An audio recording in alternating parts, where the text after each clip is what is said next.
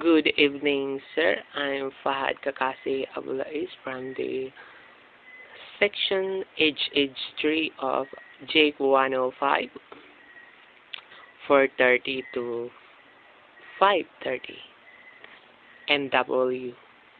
So I'm going to report about the first people of Sulu. This article is came from the source book that you given to us, and ito yung napili ko. The first people of Sulu, or Intaon na Kauna.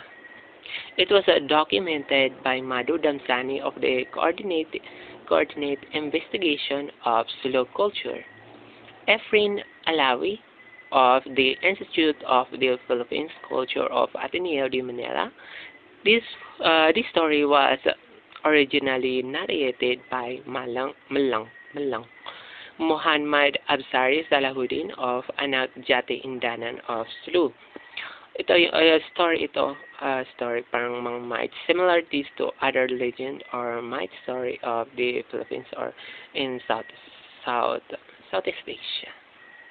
So start is nung unang panahon daw is like ang island na to like is walang pangalan, walang nakatira, but one day it happened that a war erupted in a country nearby. As the war ended, only 5 men managed to escape. 2 of them were tall, with a long noses, and the 3 others were quite short. These 5 left their country and landed at one end of our islands of Sulu. Doon sila napadpad. Where until then, no people lived. Here they established their residence, where occasionally they heard a sow, wild horse, and wild carabao. For food, they gathered what they found from the forest. Sometimes later, another war ravaged this same country. Then again, five people were able to escape. So, 5 taon na naman yung nakatakas or nakasurvive sa war din. Napadpad naman sila doon. This time, they were all women. So, 5 men ang una, then 5 men naman. 5 women naman. So, left and landed on our island and met the first 5 refugees. So, nakapagkita-kita sila. So, they were not only 10. So, ngayon, 10 people na sila. So, 5 babae, 5 lalaki. So, they lived together and begot children. Nagkaanak sila. And one day, one of the tall men with a long nose and one of the short men decided to go in search of some populated land. They lived in a small bangka which they paddled day and night. This trip took not only weeks but months. After some time, they ran out of food, so they ate what they could get from the sea. When they ran out of seafood, they found themselves scraping the bottom of their boat. Eating what they could pick from the scrapping, they wanted badly to touch land, but there was none in sight. Wala silang mahanap na madaungan. So, wala na silang makain, wala nang silang run out of food na sila. So, naghahanap sila ng madadaungan.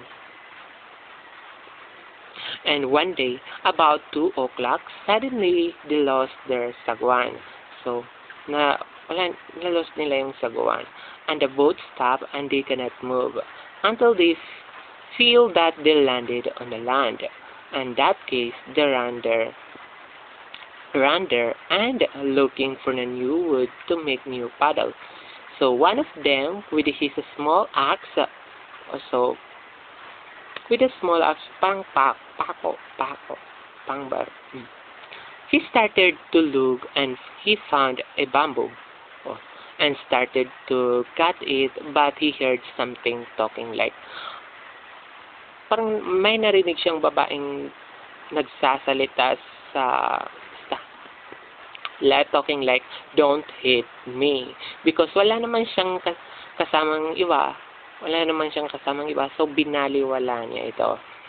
And transferred to another bamboo. This time, he rushed to cut it. It is big, 16-inch in diameter. Malaki na siya, 16-inch in diameter. As he split the bamboo, he found a beautiful woman. So inside of it, and the woman said it was trapped there by a prophet because he refused to marry him. O parang Eve lang as Adam.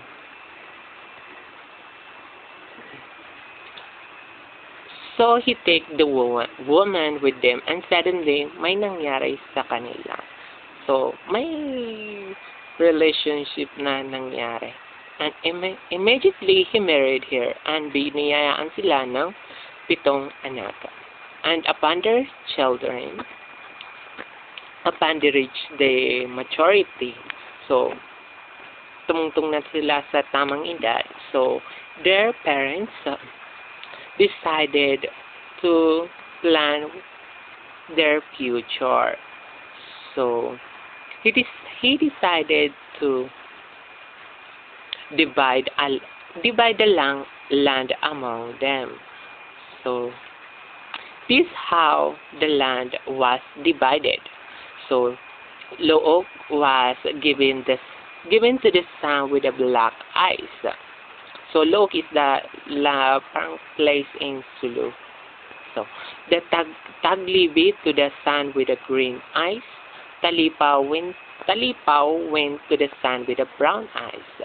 The boy with the blue eyes was given the trading center and now is Hulu town. Well, the sun with the greenish eyes got livid, and there were first livid, and the sun with the white eyes is the Parang. And finally, the sun with the yellow eyes received the Sawaki. They were the first 7 men born in Sulu. The people of Sulu, Lupa So, as it was called. The name Islam was to be added later when Muslim faith spread to this world. So, there, doon nagtapos yung story. So, ito parang might siya. Also, similarities to other legend and might from the Philippines and South Asia. And this is useful to understanding somehow the unity of the ancient Filipinos prior to the coming of Islam and Christianity. Okay, yun lang po, sir. Thank you.